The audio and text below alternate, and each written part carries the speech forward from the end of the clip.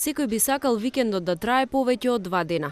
Но со 2 дена кои општеството ни ги остава на располагање за одмор, дали на вистина можеме да се одмориме? Се разбира ако не го доработуваме она што заостанало. Соцева доволни. Пошто викендите веќе не се некој одмор, така да не се доволни. Доволно е 3 дена за мене да се одмори човек. Па не понекогаш и работно.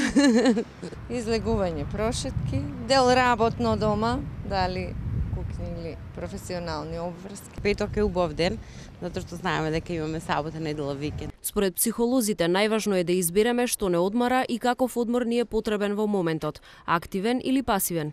Прошетки во природа, различни други активности подразбираат активен одмор.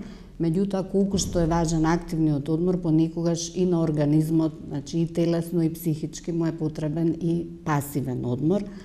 Тука ги препорачувам и медитација, и јога, и огромен број различни техники на релаксација кои што можат да помогнат да и телото и психата се релаксираат, се одморат, се освежат, за да можеме активно понатаму да ја продолжиме наредната работна недела. Петокот пред викенд особено им е драг на учениците. Дружење и релаксација во диско со музика и такако значи нешто што е моментно опуштање. И тоа точно е истовремено и замор и умор, меѓутоа мислам дека тоа е нешто што е природно и поврзано со младите.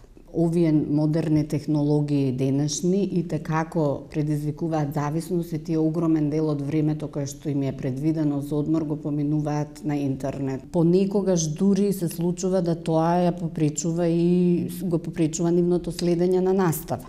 Еве што им значат викендите на средношколците. Се чувствувам како слави. Среќна сум затоа што ќе имам време да поминам со моите пријатели. Супер се враќам од школа и надвор вечер излагаме. Секој ден мислам само на Петок. Идеме во дискотеки, на кафе, се дружиме. Одмор мене ми е само што не идам на школа. Ако ми е многу напорна следната недела што ме доаѓа, ако имам многу тестови спрашувања, многу често станувам и учам. Еден ден сме, една вечер сме сигурно негде на журка.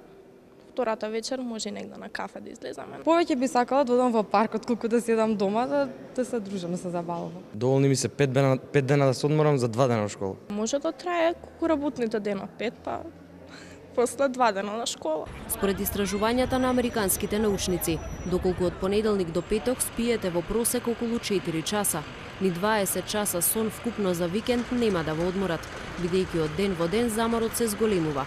По преспаниот викенд во понеделник ќе бидете мрзеливи и поспани. Во вторник и во среда релативно ќе ви се подобри расположението. Во четврток ќе посакувате да дојде петок, кој пак кога ќе дојде ќе си велите фала Богу што е петок. Но не било од секогаш така. Иако Господ самиот си дал еден ден одмор по создавањето на светот, во времето на капитализмот зборот викенд бил мислена именка. Слободниот ден недела го донела индустриската револуција. Евреите за слободен ден ја избрале саботата, овозможувајќи им на работниците во фабриката да добијат еден ден повеќе. Така на почетокот на 20 век се раѓа викендот, кој американците ги заразил дури во 40-тите години на минатиот век.